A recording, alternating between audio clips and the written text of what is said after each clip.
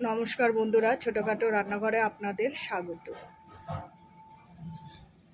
আজকে আমি বানাবো পাট শাকের একটা রেসিপি। সেটা হচ্ছে পাট শাকের ডাল। তাহলে কিভাবে বানাই চলুন। প্রথমে পাট শাকটা আমি বেছে নেব, তারপরে ধুয়ে পরিষ্কার করে ডালটা বানানো শুরু করব। ততক্ষণ পাট শাকটা আমি বেছে নিই। বন্ধুরা, পাট শাক আমি ধুয়ে কেটে নিয়েছি। আর এইদিকে আমি পেঁয়াজ কুচি আর পাট শাকের ডাল করার জন্য আমি রসুন থেতো করে নিয়েছি কয়েক কোয়া। আর ফোড়নে দেবো শুকনো লঙ্কা, কাঁচা লঙ্কা। তাহলে চলুন রেসিপিটা বানাই। কড়াই গরম করতে দিয়ে দিয়েছি। পাট শাকের ডাল রান্না করার জন্য দিয়ে দেবো আমি তেল। প্রথমে পাট শাকের ডাল করার জন্য আমি এখানে 150 গ্রাম মুসুরি ডাল নিয়ে নিয়েছি। ডালটা ধুয়ে পরিষ্কার করে রেখেছি। এবার চলুন রান্নাটা শুরু করে দিই। তেল গরম হয়ে গেছে। পাট শাকের ডাল সম্বর দেওয়ার জন্য আমি দিয়ে দেবো পেঁয়াজ কুচি।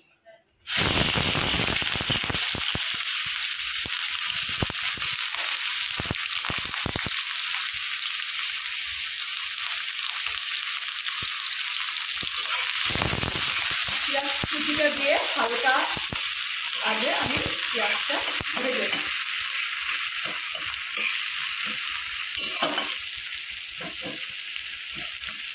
দিয়ে দেবো 2টো শুকনো লঙ্কা আর দিয়ে দেবো রসুন, আমি থেতো করে নিয়েছি।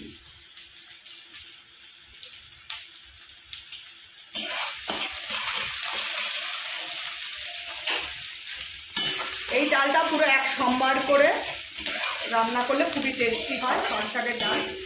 আর এই গরমে এরকম ডাল খুবই উপকারী খাওয়া।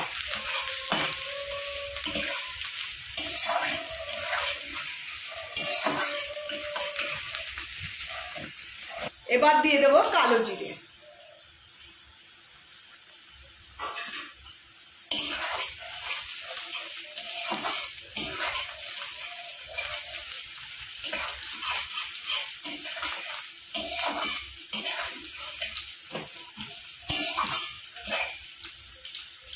এবার দিয়ে দেব মুসুরির ডাল।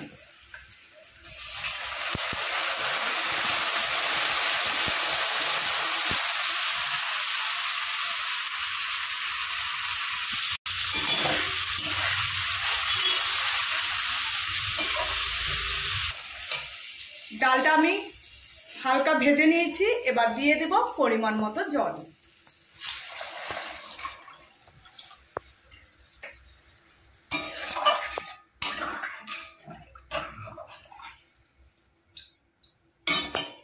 এবার দিয়ে দেব পরিমাণ মতো লবণ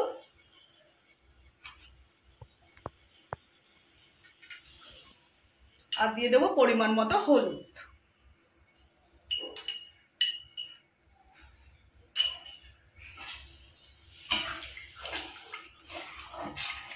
এবার একটা ঢাকনি দিয়ে আমি ঢেকে দেবো। ডালটা যখন অর্ধেক সিদ্ধ হয়ে আসবে তখন আমি পাটপাটাটা দেবো। আর এই ডালটা পুরো আমি গলাবো না, ফাটা ফাটা করে রান্না করব। 10-15 মিনিটের জন্য আমি একটা ঢাকনি দিয়ে ঢেকে দেবো। আবার 10-15 মিনিট পর আমি দেখাচ্ছি।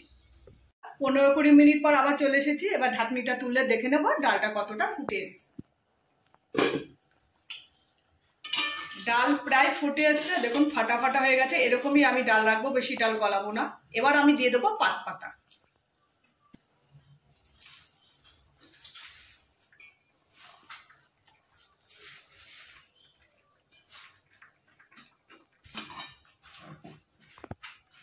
পাটপাটা দিয়ে 5-10 মিনিট আমি ভালো করে ফুটিয়ে তারপর নামিয়ে নেব।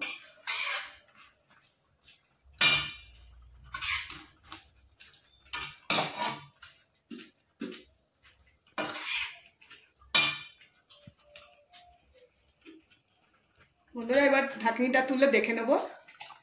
দেখুন বন্ধুরা, পাটপাতা মজে গেছে। আর ডালটা এরকম আমি ফাটা ফাটা রেখেছি।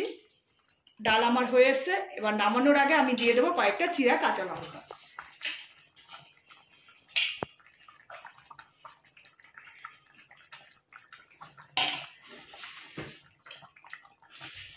আর দিয়ে দেবো পরিমাণ মতো মিষ্টি স্বাদের জন্য। আর পাটপাটার ডালে একটু মিষ্টি মিষ্টি হলে খেতেও ভালো লাগে।